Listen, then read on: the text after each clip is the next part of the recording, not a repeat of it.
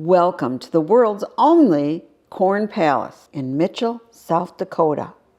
Now, my cousin and I visited when we were kids with our moms. I think I was about in second grade. I remember thinking that it was boring and I couldn't wait to get to Wall Drug. But now, as an adult, I can appreciate the skill and the civic pride that this building showcases. First, a little history. This palace originated in 1892 when the public was invited to celebrate the agricultural prosperity of Mitchell, South Dakota.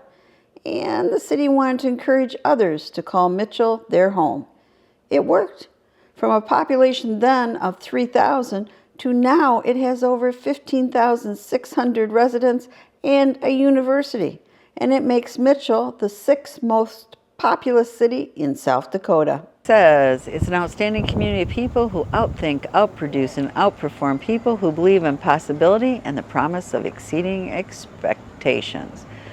We're a unique and surprising place offering the best of small town living with bigger city possibilities. Now, the present Corn Palace has stood right here since 1921. This striking architecture reminds me of my Istanbul trip with those mosque-like minarets. Each year the palace has a different theme.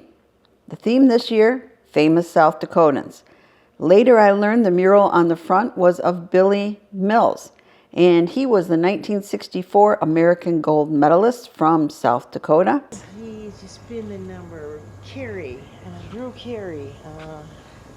That doesn't look like Drew Carey. Well, Boy, was my cousin wrong. It was Bob Barker who hosted The Price is Right, which was the longest running game show in the United States. And here's the others. Wild Bill Hickok, famous gunslinger and sheriff of the Old West. Joe Foss, former U.S. Marine and World War II hero. Charles DeMar, former astronaut who flew on 3 space shuttle flights. Becky Hammon, woman legendary basketball player and now a WNBA coach. Jana, do you think that's Laura Ingalls down there? And Laura Ingalls, author. We all know her from Little House on the Prairie. Well, at least we got Laura Ingalls right. This one tells the Corn Palace is known around the world as a folk art wonder on the prairie of South Dakota. The palace is redirected each year with naturally colored corn, grains, and native grass to make it the agricultural showplace of the world. And a different theme is chosen each year. And they usually start in May, and then the corn murals are stripped at the end of August, and new ones are completed by the 1st of October. Well, we're here in September, so we're lucky. It looks like they were already starting to work on next year's display since the year 2025 is already on the front. I sure wish we could have saw it at night. I hear it is a very pretty sight with all the lights. We go in. This is what I remember more than the outside.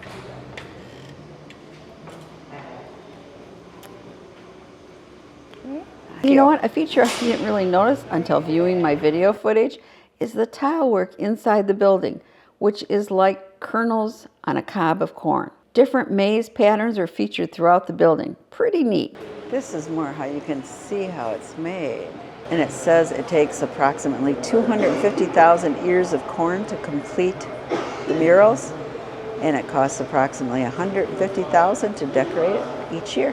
They use 60 acres of corn and 12 colors in total.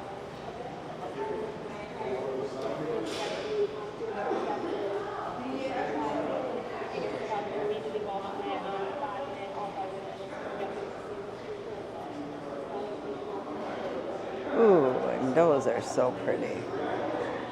I remember when we used to have pheasants in our backyard, but no more. Aren't they beautiful?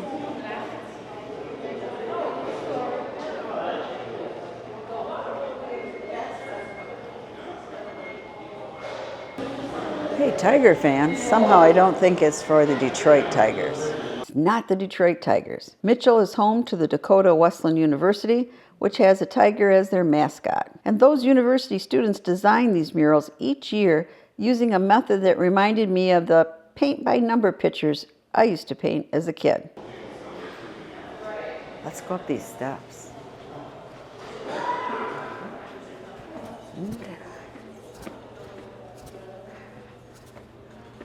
Okay, this is what I remember as a kid. all of those.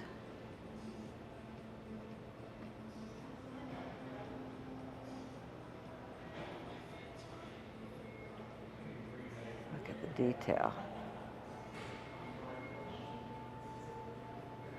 Right here, it hosts basketball games and concerts. And believe it or not, John Philip Sousa, Roy Rogers, the Three Stooges, Willie Nelson, Pat Benatar, and even Weird Al Yankovic, and hundreds of other entertainers have taken to the stage right here at the Corn Palace. In the second floor, there's some displays like corn husk dolls and other corn-related memorabilia. Look at that corn husk doll. This one even has a little car. But take time to view the pictures in the hallways to see all the different annual themes. We spent a little time outside, and of course I had to get my picture taken with Cornelius. So, is a stop at the world's only corn palace worth it? Well, I think so. Hey, it's free, close to Interstate 90. The murals are pretty amazing. And you get to stretch your legs before getting back in the car to drive another 250 miles to the Badlands. I believe it's definitely worth it, and I hope you will be able to see it someday. If you've been to the Corn Palace, please comment below. I hope you subscribe for more out west road trip videos and upcoming cruise videos. Thank you.